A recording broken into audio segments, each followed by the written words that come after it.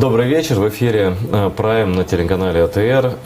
Сегодня это большой разговор обычно с интересным гостем. И сегодня у меня в эфире вице-спикер Верховної Ради України пані Оксана Сироїд.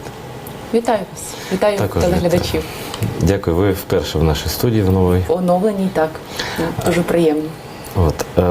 Очень рад, что вы наконец до нас добрались, потому что вопросов к вам очень много. Это дуже добре. Но я начну так, с актуального, с местных выборов, которые прошли практически по всей стране. И их результаты все трактуют по-разному. Тут уже БПП объявил, значит, что они победили. Юлия Владимировна Тимошенко объявила, что она победила. А вы анализировали результаты? Как вообще расклад какой? Звичайно, що ми аналізували результати, і я вам можу сказати, ну, якби, і добру новину, і, напевно, чи добре з моєї точки зору міркування, так, і те, що мене дуже сильно засмутило. Добре, звичайно, що люди об'єдналися в громади, і люди почали вибирати собі свою місцеву владу. Погано, що, чи сумно, верніше, що люди досі не розуміють, що вони вибирають тих людей, які будуть управляти їхніми грошима. І вони досі думають, що можна прийти просто проголосувати, і це не вплине на їхню майбутню якість життя. Я вам просто наведу декілька прикладів. От одна з містечок, в якому точилася там боротьба між фактично і за міського голову, так, і за склад міської ради, чи ради об'єднаної територіальної громади міської. І, в принципі, люди знайшли підтримку, так? От люди, вірніше, віддали підтримку якісним людям, і все виглядало наче нормально. А потім голова обласної адміністрації збирає в себе лісників, та, і каже, єгерів, оскільки це лісовий район. І дає завдання зайти в кожну хату і занести по 1000 гривень. І на ранок, чи верніше на вечір, коли порахували голоси, результати виявилися зовсім іншими, ніж це було. А ви не можете назвати цю область? Це Львівщина. Це Львівщина. Це ваша родна область? Так. І я розумію, що це дуже розходиться. Наприклад, в голові обласної адміністрації він старається, він вислужується перед адміністрацією президента, так, і він хоче отримати контроль над областю. І в такий спосіб це робить. Але в мене велике питання, по-перше, до тих людей, які йдуть на вибори від партії влади. Ви що, справді поділяєте ідеологію і цінності блоку Петра Порошенка? Якщо так, то скажіть мені, будь ласка, які це ідеологія і цінності? Та? От що таке є привабливе? Чи ми за модою йдемо там, де є влада? Та? От де є партія влади, там ми собі йдемо. А друге питання є до людей. Я розумію, що насправді люди є, бідні, так, люди, справді їм бракує ресурсів. І для когось там це вже навіть не 200 гривень, не 400 гривень, так, це 1000 гривень. Я такий тариф взагалі вперше слышу. Так, я також, тому я так відреагувала. Я розумію, що це великі гроші. Але чи ті люди подумали, скільки грошей від них вкраде ця нова влада? Якщо в них є гроші, такі взятки. Абсолютно. Якщо в них є гроші, щоб сплатити вам 1000 гривень, невже ви не думаєте, скільки грошей ваших вони вкрадуть потім, коли вони будуть керувати вашою громадою? І от в цьому є ще великий сум. І я не знаю, як це перемогти, тому що це не змінить ніяка виборча система. Тобто це є тільки свідомість людей. Або люди готові продавати свої голоси, або готові захищати свій голос. І тут є вибір кожної людини. Оксана, ну так і буде, мабуть, поки кого-то не посадять за це. Це правда. Але це є, розумієте, це замкнуте коло. Питання, тобто таке магічне коло. Тобто, де є курка, де яйце. Для того, щоб когось за це посадили, треба, щоб був парламент, який сформує таку виконавчу владу, в тому числі таку систему правопорядку, поліцію, суди і так далі, так, які будуть готові за це посадити. А здесь, вы думаете, никаких шансов нет? Даже если вы предъявите какие-то свидетельства, если люди дадут показания, что там... На жаль, історія українська показує, що в нас за порушення виборчого законодавства і, в принципі, за порушення виборчого права не був покараний ніхто, ніколи. Ніколи за всі годи. Хоча це є фундаментальне право, тобто це є основа основ, бо звідси починається все. Так, коли кажуть, нам не подобається політична корупція. Політична корупція починається, коли ви продаєте свій голос. Нам не подобається корумпована судова система. Вона починається з того, що ви продаєте свій голос, розумієте? Це є начало. І ми якось мусимо це зрозуміти. Нет, ну подождите, это же очевидная истина, да? Мы можем долго об этом говорить, но, наверное, так это не изменится. Наверное, если бы в Соединенных Штатах Америки не были такие законы неукоснительные, если бы не было страшно так себя вести, наверное, нашлись бы жулики и там, да? Но как-то надо систему создать все-таки, вы как законодатель видите, как можно это поломать. Потому что если это не поломать, мы никогда не получим ни новые политические элиты, никакого проевропейского вектора не будет. Это все будет так подвешено и до бесконечности будет меняться в одном котле. Все. Деякі рішення, вони вже є очевидними, вони навіть перезріли. Наприклад, новий закон про вибори на пропорційній основі з відкритими списками. Наприклад, ті рішення, які стосуються справді знищення олігархічної системи, тобто перетворення олігархів, якщо хочуть працювати, хай будуть великими бізнесменами, але вони не повинні мати олігархічного впливу на економіку. У нас є це рішення. У мене, в моїх колег самопомочі, у нас є ті рішення. Ми маємо 26 голосів в парламенті, а треба ще 200. А ці 200 залежать від того, продадуть наступного разу, наприклад, виборці свої голоси чи ні. Ось в чому парадокс є, так? Тому що недостатньо волі однієї людини, чи навіть 20 людей. Тобто мусить бути оця легітимність. А оскільки люди віддають голоси людям, які далі крадуть, то як можуть змінити ті, хто не хочуть красти? Як цю ситуацію можуть змінити ті, хто не хочуть красти? Но это вы подводите к теме акции протеста, которая сейчас у Верховной Рады продолжается. Ви розумієте, це не питання, протест є не самоціллю. Я не про самоцель, я про то, что про способы. Если вы не видите способов вот в зале Верховной Рады эти вопросы решать, мы обсудим еще подробно закон. Є частина людей, які справді хочуть протестувати вже, та? Тобто в них це назріло, вони потребують цього протесту і вони протестують. Є частина людей, яка все ще сподівається змінити це в якийсь юридичний спосіб. І вони намагаються впливати для того, щоб... Понимаете, я даже знаю, среди оппозиционеров, да, есть люди, которые больше курятся, грубо говоря, склоняются и говорят, что это все равно в стенах парламента не изменишь, потому что там, вот глухо совсем не дадут, да. А есть люди, которые все-таки считают, что можно в парламенте эти вопросы каким-то образом ставить. Как оно будет дальше? Потому что сейчас вот такое противостояние зависло, вам не кажется? И что будет дальше? На жаль, парламент впродовж останнього року якісних рішень майже не приймав. Тобто ті рішення, які приймалися, хоч вони називалися реформами, але вони були дуже далекі від реформ. Наприклад, там зміни до процесуальних кодексів. 144 реформи провели під руководством президента. У мене мої помічники порахували більше, бо вони визначили, що якщо ми вже рахуємо до мишей, то нехай вже будуть нові мильниці в апараті, в цих приміщеннях Верховної Ради, нехай ми теж вже зарахуємо до реформи. Тобто вже буде нехай 145. То есть вы считаете, что это не сущностная реформа, это показуха? Там, що таке реформа? В моєму розумінні реформа має дуже просте змістовне навантаження. Це те, як вплине на моє життя. На життя ваше. Реформа – це те, що міняє життя, міняє правила. Якість життя. Не в правила, якість життя. От якщо змінилася якість життя, это означает, что реформа відбулася. Это тоже популизм. Понимаете, когда у нас же много популистов в стране, которые говорят, вот давайте вы за меня сейчас проголосуете, и вы станете богаче, грубо говоря. Но так же не будет сразу. Я з вами погоджуюся, але я дивлюся, наприклад, на зміни до процесуальних кодексів. Так? Я над 2 з них, навіть над 3 з них я працювала ще коли вони писалися в оригінальних текстах. Я знаю, скільки зусиль було докладено, наприклад, щоб написати Кодекс адміністративного судочинства і його прийняти в далекому 2005 році.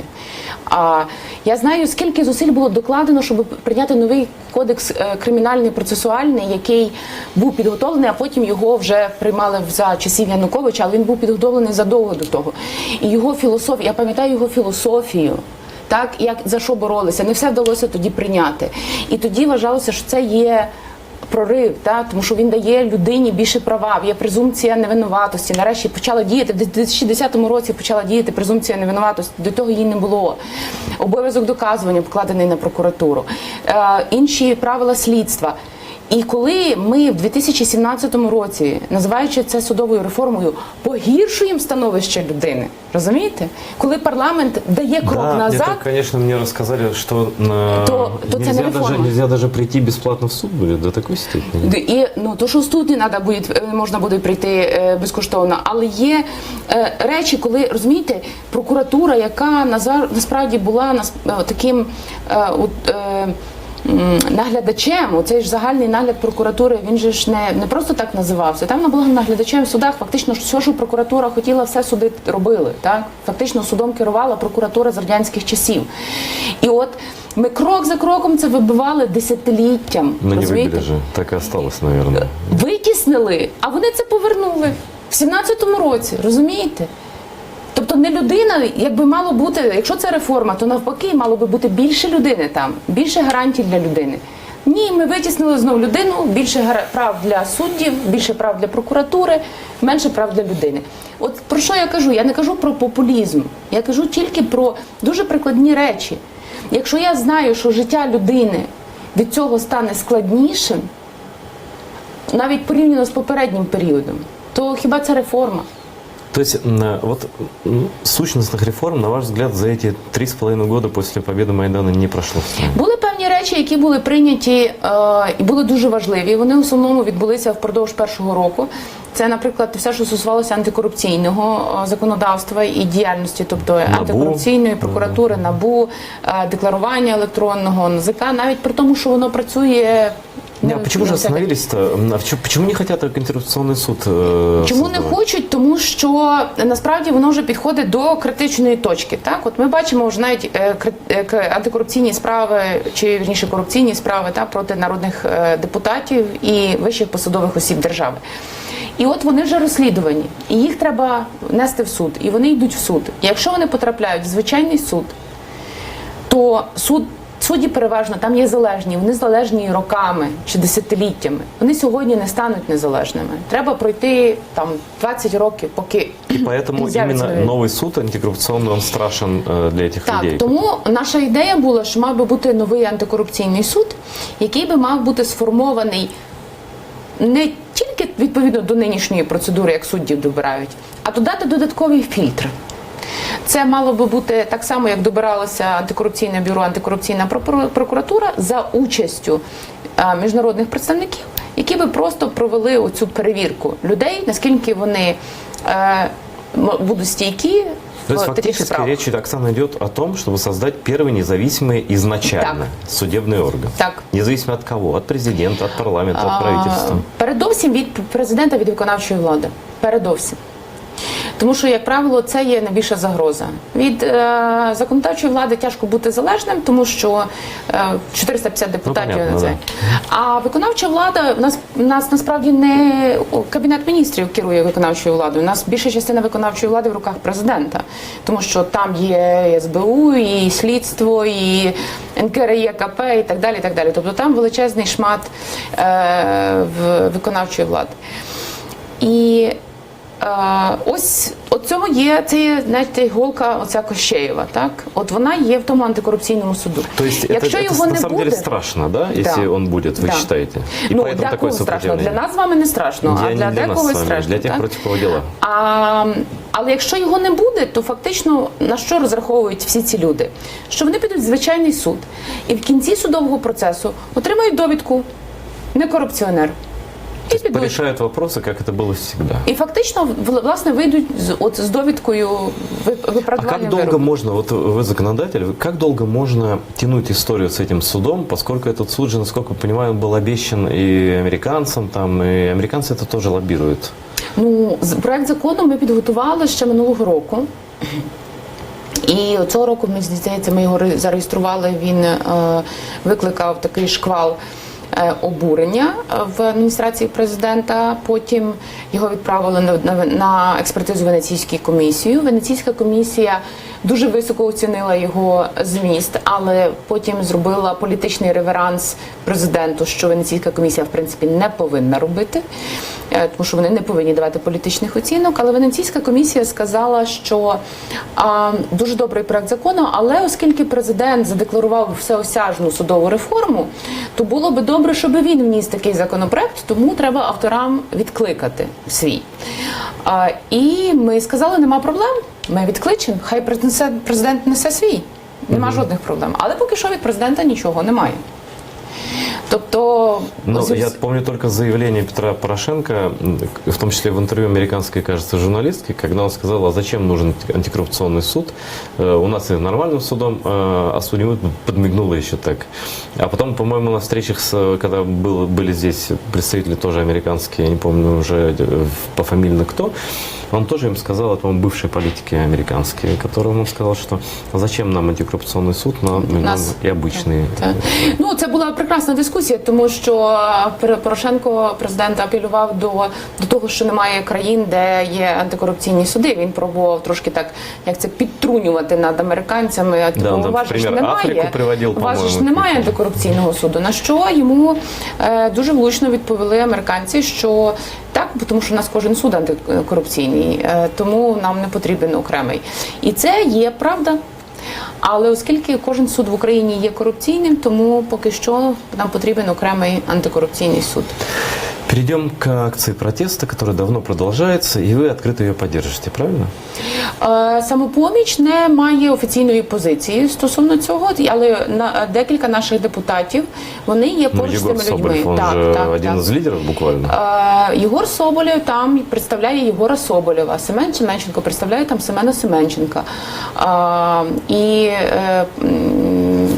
А как так? Вот вы вроде бы говорите о том, вот все, что вы сказали, это требования, в том числе и антикоррупционный суд, политическая реформа, вот эти открытые списки, это же все требования как раз людей, которые сейчас стоят под Верховной Радой. Зрозумійте, ми, як Самопоміч, вимагали ці всі речі ще до того, як ми прийшли в парламент, так?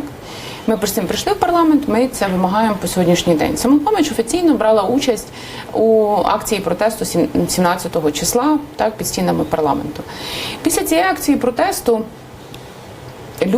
частина людей, які протестували там під стінами парламенту, вирішила, що вони будуть залишатися для того, щоб вимагати допомогти президентові і парламенту. А ви це не підтримуєте? Я підтримую ідеї, які відстоюють ці люди, але я не є учасником протесту. Ну ви їх підтримуєте? Протестуючих? Я підтримую ці вимоги. Ну, я справді їх підтримую. Тобто я підтримую вимоги, на яких стоять ці люди. Тобто ті люди вимагають антикорупційного суду, ті люди вимагають нового... о чому ви тільки що говорили. Так.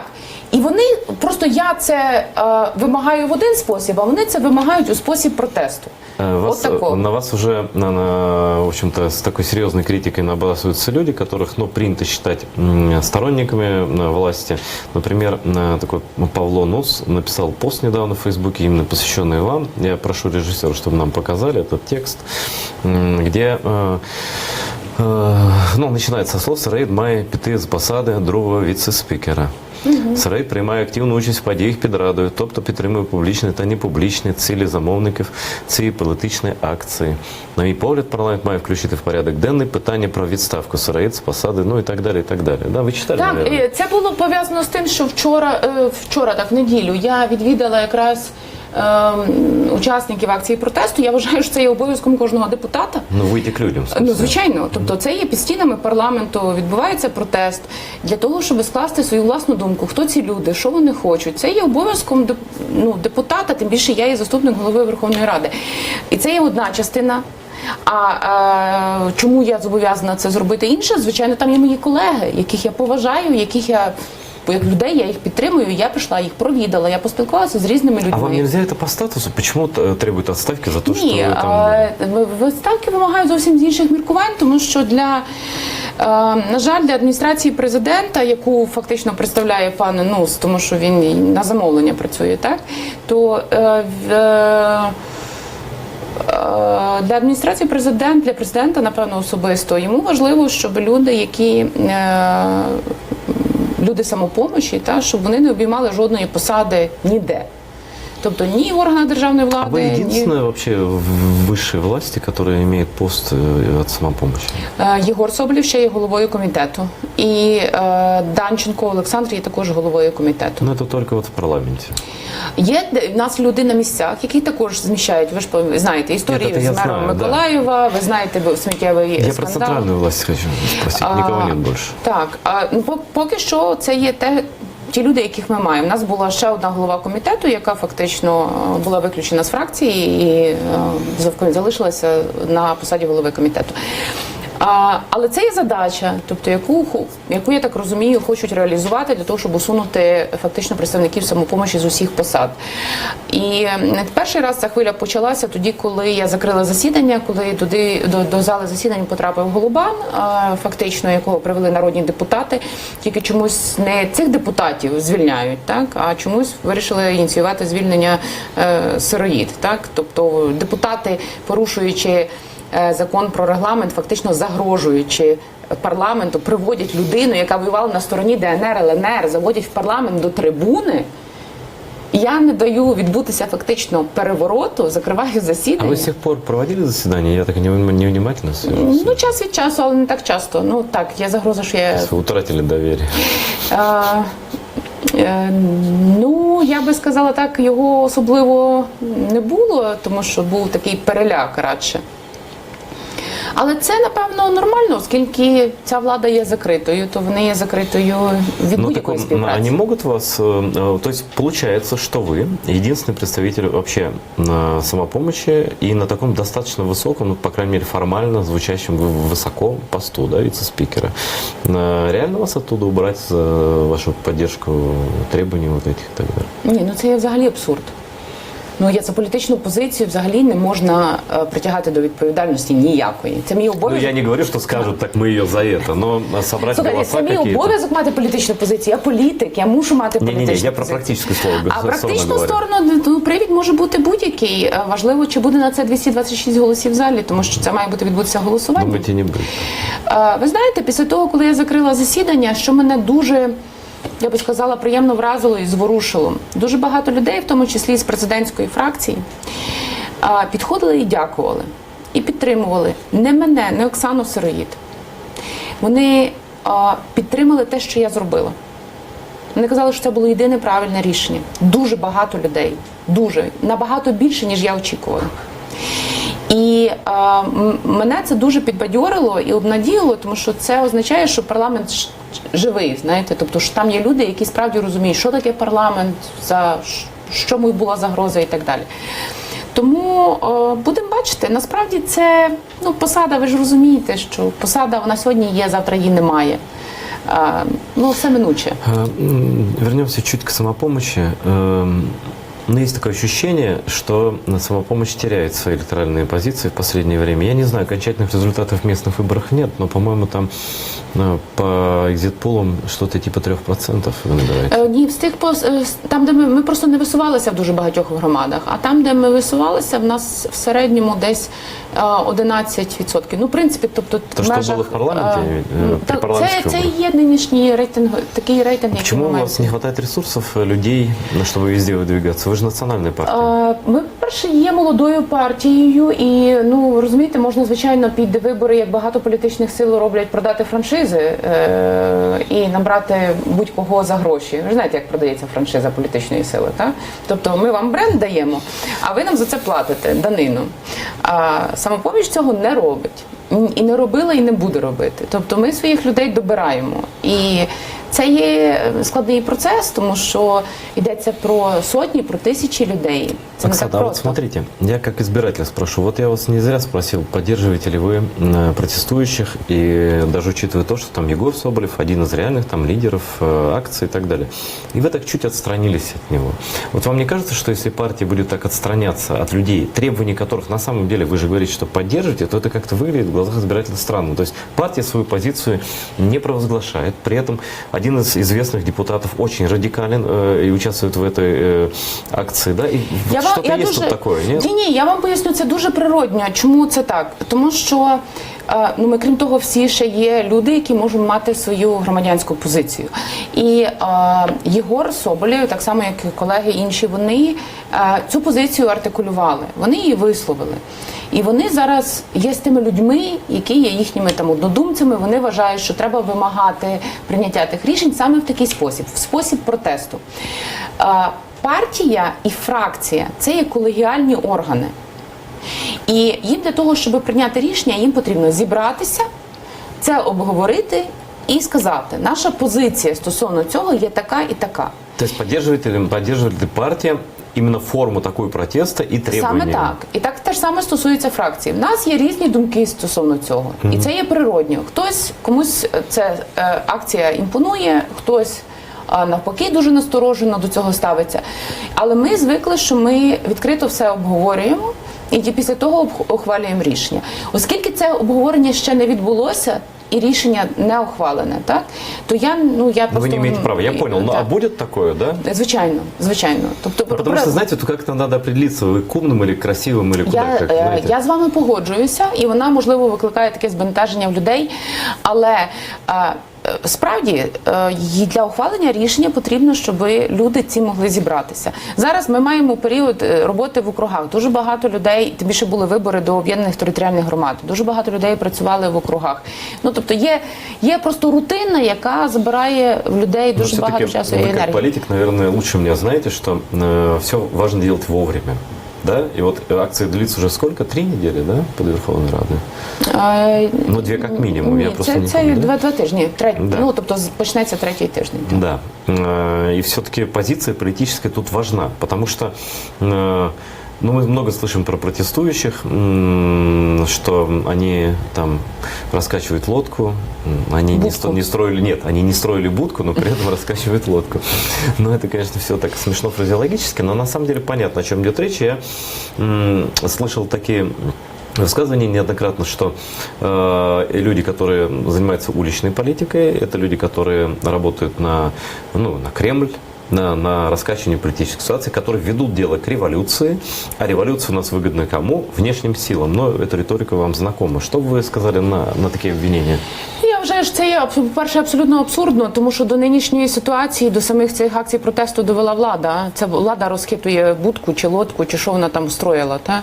Але все, що построїла, все розхитує. Тому що ситуація, якби не було абсолютно ігнорування і саботажу прийняття тих рішень, які обіцяли всі політики, коли йшли сюди. Президент хрестився і обіцяв, що він перше, що він зробить, як він стане президентом, це буде закон про вибори на пропорційній основі з відкритими списками. Повна амнезія. Розумієте? Про недоторканність не говорив тільки ледачий. Так? А що зробив зараз президент? Вніс зміни до Конституції, які будуть тягнутися, як собача пісня, ще раз 2 роки і нічим не закінчиться. Повірте мені. Це 13-й раз, до речі, коли проголосовані зміни до Конституції в частині недоторканності. Де ті попередні 12 змін? А то есть вы считаете, что власть, она как бы не отказывается же все это делать, да? Но мимикрирует. Но это затяг времени. Что это, по-вашему, как это можно назвать? Ну, це таке, знаєте, таке вдавання такого великої діяльності, але для того, щоб не було результатів. І насправді я переживаю, що президент, коли внесе проект закону про антикорупційний суд, що це також буде мімікрія своєрідна. І дуже багато недобрих речей було зроблено і президентом, і урядом, і представниками президента на місцях, тобто головами обласних і районних державних адміністрацій. І це людей, а те, що відбувається в Збройних силах, тобто фактично, коли ми отримали таке підняття духу, так, коли справді можна було дуже багато позитивних речей зробити в Збройних силах, а що сьогодні ми спостерігаємо, що солдатів засуджують за навмисне вбивство, за те, що вони виконували бойові накази. 13 років Сергій Колмогоров буде справа розглядатися 2 числа у Вищому суді спеціалізованому. Тобто, коли люди за цим спостерігають, вони на це реагують. Це ж протест не через те, що вони прокинулися зранку і вирішили собі попротестувати. Накопилось щось. Так, тобто люди, вони розуміють, що вони більше не можуть мовчати. Вони в такий спосіб себе висловлюють. І я їх Тобто я їх розумію, я підтримую їх протест як, ну, як бажання висловитися. І ми ніхто не може заборонити їм протестувати, тому що це є їхнє право. А треба шукати причину, яка призвела до цього протесту. А причина точно не в людях на вулиці, точно не в людях. Знаете, Оксана, я вчера пытался проехать на такси через центр города. Я уже думал, что я не проеду. Потому что несколько, то есть посты стояли, начиная с Бессарабского рынка. Я знаю, я тоже была вчера в центре. Ну, слава богу, полицейские есть все-таки, они все-таки люди полицейские. И когда им объясняешь, куда ты едешь, там они в итоге пропустили и подсказали, как проехать, но формально там стоят посты на огромной территории. То есть это, ну, можно Але представить. питання, чи це є необхідно? А зачем? От, власне, Да, ви от думаєте, я чому? вас спрашиваю. Тобто, от є реально перекритий один квартал в місті, так? Ну, от Ну, цей где відрізок. Верховная Рада находится Так. непосредственно. Да. А заблокована вся центральна частина міста. Чому? Так может быть, у вас есть версия? Я не А хочу я свою думаю, высказывать. можливо, просто щоб спровокувати оцей гнів людей в місті, що це все через те, що от горстка людей протестує, значить, а ми всі страждаємо. Я не вижу ни одной причины перекрывать движение Абсолютно. у Бессарабского рынка Абсолютно. вверх там, да? Або Вот, біля да. Європейської площі. Європейська А еще вам площа. расскажу случай. Недавно ехали, еще неделю назад, наверное, мы с товарищем, и нам нужно было на улицу Городецкого. И там при пороге с Крещатика там стояли полицейские, они прямо спросили, палатки есть? Мы сказали, ну там друг мой говорит, ну конечно есть. И говорит, еще шины есть. Говорит, 4 шины на машине и еще одна запаска. Ну посмеялись, они нас пропустили, но такие вопросы задают. Неужели правда так страшно? Я вот что там особо страшного ничего не заметил, если честно. Но стоят палатки, да, но есть люди. Но никакого там нет ничего такого, что Там немає могло бы... агресії жодної. Там немає жодної агресії, там немає ніяких, я би сказала, таких вимог проти, там вимоги за. Так? Тобто є вимоги зробити щось. Так? Там немає закликів ніяких деструктивних для держави. Це того точно немає. Ну как же, вот ваш коллега, депутат Егор Соболев, он сейчас вместе с Семенченко, кажется, да, они акцию такую учредили «Бойкотировать Рошен». У нас, кажется, даже видео есть на эту тему, если режиссер покажет. То есть Ну, слухайте, это же прям какой-то экстремизм, потому что чего же экстремизм? Рошен же кругом, и вокруг, и везде. И это украинское предприятие, которое платит налоги в бюджет. Что же а ви блокирует? знаєте, що після того, як Дональда Трампа обрали президентом Сполучених Штатів, американці почали бойкотувати Мейсіс, Сейчас посмотрим этот ролик. найкрупнішу торгову мережу Америки, власником якої є Дональд Трамп. Ніхто ж не називає це екстремізмом. Ну хорошо, давайте ролик посмотрим, вот с Рошеном связанный. Да. Ви знаєте, що ми домагаємося від діючого президента України, який є власником цього магазину, рішень в інтересах суспільства, рішень про творення антикорупційного суду, рішень про скасування депутатської недоторканності, рішень, які мають покласти край обкрадання нас усіх. Нас величезне прохання до всіх, хто зараз стоїть і думає, я просто купую цукерки, я просто купую солодощі. Для нас дуже важливо, щоб ми зрозуміли, чому ми тут і про що ми вас просимо. Президент України не розуміє ані наших закликів, ані законопроєктів, які подаються в Раді. Ну вот такая история. Во-первых, поддерживаете вы эту акцию? Я ще раз хочу вам наголосити, повернуся до цієї історії. Так? Історія з Мейсіс, який магазин, в який, до речі, я також неодноразово заходила, тому що я багато разів бувала ще до парламенту в Сполучених Штатах. Це є торгова мережа, це мережа фактично супермаркетів, називається Мейсіс. Власником є Дональд Трамп. Після того, як він був обраний президентом, велика кількість американців в різний спосіб, хто як міг, бойкотували і бойкотують по сьогоднішній день цю торговельну мережу. Так само бойкотують, наприклад, родину президента. Є дизайнери, які відмовилися взагалі одяг шити для... Ну, то есть это такая часть общественно-политической борьбы. Тобто це є позиція. Люди так висловлюють позицію. Я висловлюю позицію по-іншому, так? То есть вы все-таки можете купить что-то в магазине Рошен? Ні, я не купляю продукцію Рошен. Я, в принципі, не люблю солодощів, і мені не подобається... Какой дипломатический ответ? Вы просто... Мені не подобається продукція Рошен. Тобто, ну, це справді Ну, то так. есть вы не пользуетесь продукцией Рошен не по политическим мотивам? І дуже давно. Дуже давно. І більше того, я вам скажу, у мене насправді оце відторгнення, воно відбулося, навіть якщо би я любила солодощі, любила Рошен, воно моє відторгнення почалося набагато раніше, коли власник Рошена став президентом, і почали відкриватися магазини на кожному кроці. Розумієте? А что тут плохого? Вам скажут, что эти магазины, туда приходят люди, покупают качественные товары, а деньги идут в бюджет в качестве налогов. Ви знаєте, це можна було так сказати, якщо б це не була власність президента України. І якщо б це не було під час війни. Розумієте?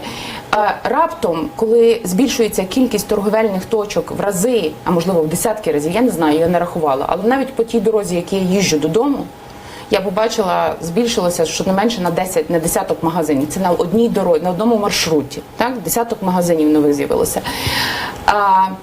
Хіба не через преференції? Чому їх не було? Чому вони так не росли, як гриби після дощу раніше? Що так сталося? Що Свобода відбулося? бізнесу Раптом свобода бізнесу. Так? А перед тим була свобода бізнесу АВК. Якщо ви пам'ятаєте, що за часів Януковича була свобода іншого кондитерського бізнесу. А тут раптом з'явився нова свобода для нового кондитерського бізнесу. І я вважаю, що це нечесна конкуренція. Тобто для мене оцей розквіт, це є прояв нечесної конкуренції. І це мене відторгнуло. То есть сейчас уже вы, можно сказать, что по политическим мотивам не... Ну, я не вважаю, що це, можна назвати це політичним, я б вважала радше, це громадянська позиція. Ну, я это имел в виду. Тобто це моя громадянська позиція, тиха, яку я давно для себе визначила, і я її То есть вы считаете, дотримуюся. что такое поведение президента, который является хозяином этого концерна, с вашей точки зрения, аморально и антиобщественно? Я вважаю, що можна бути, як ми сьогодні бачимо, або підприємцем, або публічним лідером. То есть предпринимателям не место в политике, на ваш взгляд? Треба вибирати. Якщо ти хочеш бути в політиці, ти маєш забути про свою вигоду. Розумієте, підприємництво, воно характерне чим? Підприємець завжди хоче тільки одного – прибутку. Це його природнє бажання. Публічний політик, публічний управлінець, публічний лідер, його прибуток – це є збільшення публічного блага для людини. Це єдине, чого він може хотіти. Ну вот Трамп, в Америке же нет формальных ограничений. Там даже нет как бы обязанности отказываться от этого. Там не описано Тому що в это в них законе. такого не було ще. Ну вот прийшов товариш Трамп. Але вони намагаються, вони справді борються поставити це в рамки. І розумієте, що ми спостерігаємо весь цей період часу? Це те, що домінанта оця підприємця, вона є дуже очевидна. То есть вам кажется, что президент вот в этом раздвоении личности, в котором он оказался, или, скажем так, Він в віддав раздвоении перевагу публичности? підприємництву. Він віддав перевагу підприємництву, на А чем жаль. это подтверждается? Збагаченню. Якщо він збагачується на посаді президента, тим більше в умовах війни, це не дуже добрий знак. Но вам скажут опять же, что это украинское предприятие. Фабрику в Липецке он закрыл, за которую его там долго щипали. Да? Предприятие платит белые налоги в бюджет. Ну да, а кроме того... Через сліпий траст там є, так правильно? Скажіть ще мені, що там ще є сліпий траст. Я хочу сказати, що... Ну, ви розумієте, що він цим управляє? Ви розумієте, що людина, яка має фактично необмежену владу в державі, тому що ніхто не контролює президента, необмежену, так? Має такий широкий спектр власності, якою він управляє індивідуально, особисто. Ми ж розуміємо, що він використовує ці преференції. Ну, скажем так, можно, допустим, сказать, что он в своих целях это все использует, да? Но Самое так. почему против страны? Вы считаете, почему это работает против страны? Ну, тому що він фактично збільшив свою олігархічну, як це сказати, спроможність, я би так сказала. Так? Тобто він обіцяв деолігархізацію для людей, так, а насправді просто став сильнішим олігархом, То есть ніж просто був, коли... вот эта колода олигархическая, она просто перетасовалась сейчас по-другому, да? Тому що те же він остались. використав своє домінантне становище на ринку, так, через свою посаду, яка посилена цим адміністративним ресурсом, посади не з необмеженою владою, так, і накопичив більше Ну, фінансових смотрите, ресурсів. кстати, у других олигархов тоже дела неплохо идут. Так, особливо тих, які партнери президента, в них все нормально. А кто является, на ваш взгляд, партнерами президента сейчас? Ну, я думаю, що насправді не маю наміру робити нікому реклами. Я не думаю, что это реклама. Нет? Та ні, але я думаю, що ви подивіться на список людей, які багатіють в Україні, знову ж таки, в умовах війни. Тобто українці збідніли. Так? Ну да, в этом есть, конечно, очень плохая просто история. подивіться на дуже просту логіку. Так? Що таке олігархічні бізнеси переважно? Тобто це є і надалі це доступ до фактично до державних підприємств, до чи замовлень державних, так, до бюджету і до природних ресурсів. І коли ми спостерігаємо, що падає рівень підприємництва, падає рівень зарплат, так, тобто Среднего класса почти нет. Да? середнього класу майже немає. І раптом люди подвоюють свої статки. За рахунок чого? Тобто, Ви де полагаєте, взялися що ці корупція? гроші? Ну, звичайно, що корупція. Ну, наприклад, державні замовлення там на обороні на оборону, так? Через Но недавно Укроборонпром. президент сказал, что кто будет воровать на военных заказах, тому руки надо отрубать. Так кажется? А чим рубати будемо? Ну, не знаю. Ну, это на самом деле все не смешные вопросы. Они тяжелые. Це не смішні питання, але Укроборонпром є в прямому підпорядкуванні президента. Він так здизайнований, та наглядова рада складається з 5 людей. Троє від президента, 2 від Кабінету міністрів. 2 від Кабінету міністрів не призначені, є 3 від президента. Тобто президент повністю контролює Укроборонпром. Чого руки на місці? Питання. А, кстати, вот отойду от этой темы. Недавно бывший президент Виктор Ющенко, который говорил, помните, что эти руки ничего не крали никогда, опять про руки просто почему-то вспомнилось. Он высказал такую позицию, что Украине снова нужен президент Ющенко, или как Ющенко. Вот как вы относитесь к этому заявлению? Ви знаєте, я думаю, що на все є свій час. Віктор Андрійович мав унікальну можливість. Щось, напевно, з того капіталу він використав, того великого капіталу довіри він використав. Багато що з нього він не використав. І я вважаю, що політик має розуміти, має мати потужне почуття самокритики і самоіронії. А тут утрачено это все, да? Ну, я не можу про це судити, так? Але мені здається, що на все є свій час. Скажите, когда произойдет в Украине смена элит? Вот настоящая, не вот эта перетасовка, ведь мы как про олигархов говорили, в принципе, то же самое и про политиков. Да, не будем опять называть, но те же самые люди во многом опять прокручиваются вокруг власти, хотят вернуться, хотят как-то там что-то переделить. Да, но это точно не новая политическая элита. Вот когда будет новая настоящая политическая элита, вот такая, о которой Европа там, допустим, Ой, ми з вами повертаємося до того, з чого ми почали. То есть закон о выборах? Да? Ну, в принципі, вибори. Люди мають зрозуміти, що таке політична еліта. Так? От що таке Но людей політична мы не еліта? загипнотизируем, они не изменятся быстро. Це набагато простіше, ніж ми думаємо. По-перше, ми не будемо вибирати, це не прийдуть люди з Марса, так? Це не прийдуть американці. Та ми маємо вибирати з себе. Кого ми маємо вибирати? Є дуже простий критерій. Ви вибираєте депутатів, які будуть формувати уряд. Так? Хто такий уряд? Уряд – це той, хто збирає і витрачає ваші гроші. Бо в державі є 0 копійок. Держава нічого не робить. Так? Все роблять люди. І уряд – це той, хто збере і витратить ваші гроші.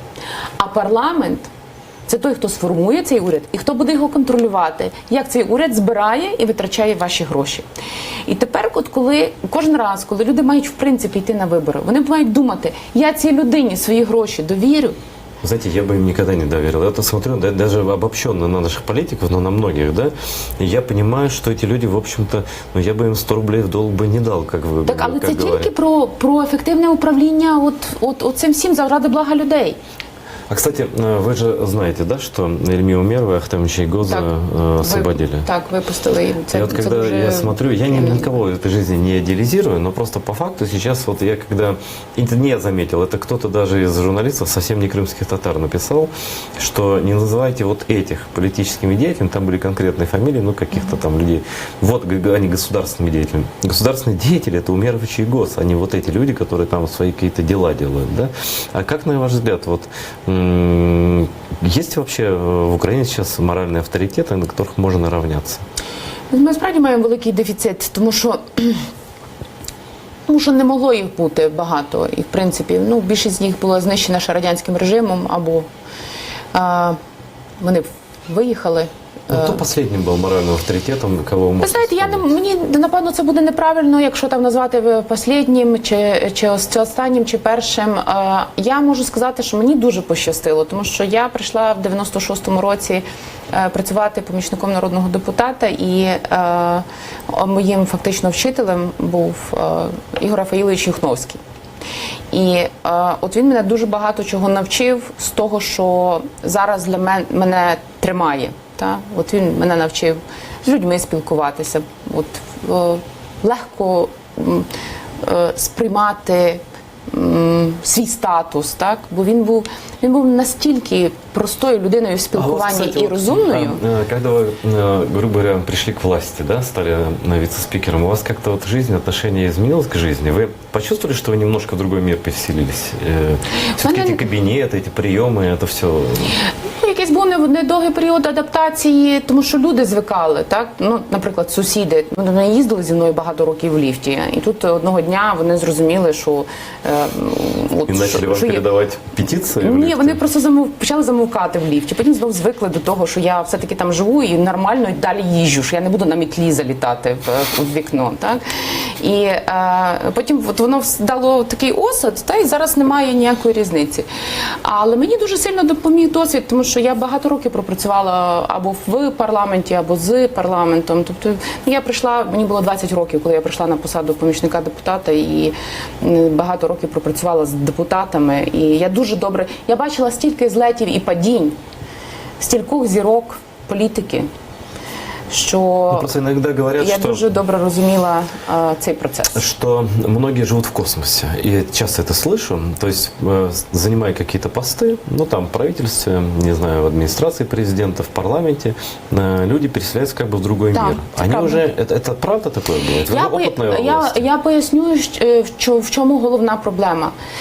По-перше, частина людей справді починає вірити, що вона яка-то еліта, і вони відриваються від людей. Це є головна проблема, що депутати забувають, що таке депутат. Це є представник людей. А щоб представляти людей, ти мусиш бути з людьми постійно. Зависит от должности или от человека все-таки? От, ви знаєте, я тут повернулася з Великобританії днями, ми були в міських радах, і от в Манчестері була в міській раді, і там один з депутатів місцевих, так, в міській раді Манчестера, він каже, слухайте, в нас така проблема, нам багато депутатів кажуть, що ми не хочемо йти до людей, ми краще щось зробимо от тут, ми щось попрацюємо над якимись документами, а ми їм кажемо, ні, якщо ви не можете йти до людей, ви не можете бути депутатами. Взагалі там депутати їздять на общественному транспорті. Але в принципі, тобто, звичайно, що є люди, яким комфортніше бути серед людей, так? Є за складом характера ті, які, напевно, не может быть, надо вот действительно пересесть на общественный транспорт, ходить по улицам там, я не знаю. Почему-то в Швеции это не зазорно, это гораздо более богатая страна. Це не, ви розумієте, я, наприклад, без задоволення пересіла на велосипедну, київська місцевість. Я їжджу зараз службовою машиною. Але я просто на київських гірках... А ви по вулицям гуляєте? Звичайно. Так, я задоволена гуляю вулицями. Тобто мене немає охорони, я спокійно ходжу вулицями, я зустрічаюся з людьми в звичайних кафе, самих там буденних. Я можу прогулятися, я ходжу в книжкові магазини, я сама ходжу в супермаркет. Тобто я живу життям нормальної людини. Еще знаете, что мне сказал один дипломат, крупный достаточно одной европейской страны. Он приезжал тут общаться с нашими политиками, и он говорит, вот садится напротив меня человек, ну там в чине министра или замминистра, и начинает рассказывать, какая Украине нужна помощь. А у него часы за 30 тысяч долларов на руке. Вот когда будет так, что будет стыдно носить часы за 30 тысяч долларов, когда стыдно будет, что дочка ездит на Каене, например, да? Когда вот эти понты уйдут вообще? Ні, вже стало менше, треба віддати належне. Тобто цей парламент далеко не такий, як попередній чи ще перед тим. Что-то есть хорошее в нашей власти. мне Абсолютно. кажется. Ну, тобто це стало набагато скромніше. Є багато депутатів, які справді їздять громадським транспортом. І, ну, наприклад, часом буває, що набагато швидше добратися громадським транспортом. Я так само пересідаю там на метро чи на якісь інші. То есть в метро вы тоже можете поехать на работу, даже если там что-то. Ну, звичайно, а чого ні? Тобто це, в цьому нічого немає. Слухайте, я взагалі родом з села. Я дуже близько до людей звикла бути. А вы пешком ходили в детстве? Много? Ну, звичайно, я ж в селі жила. У мене і без сколько вы до телевізора школы? А жила. до школы, со школы сколько? Перші класи, поки ми не переселилися до міста, я ходила пішки 5 кілометрів. Кожен день? Так, ну 5 туди і 5 назад. Ну, часом автобус був, але то був період такий, коли вже було тяжко. Це період перебудови, автобусів було все менше і менше. Имея такой опыт, можете из любой точки Киева пешком до работы, с работы ходить. Та я, до речі, і ходила багато дуже в Києві. То просто зараз фізично на це немає часу. Вот такой вопрос. Для меня важный, потому что много людей, которые называют себя оппозицией сейчас, достаточно много. Вот вы лично, не как вице-спикер Верховной Рады, а вот вы лично, кого считаете настоящей оппозицией, какие политические силы, вот сущностная оппозиция, не популистская такой, как бы, а сущностная, кого вы считаете? Ви знаєте, я думаю, що ключове тут питання буде опозицією до чого або до кого. Ну, Оце скажем, є тест.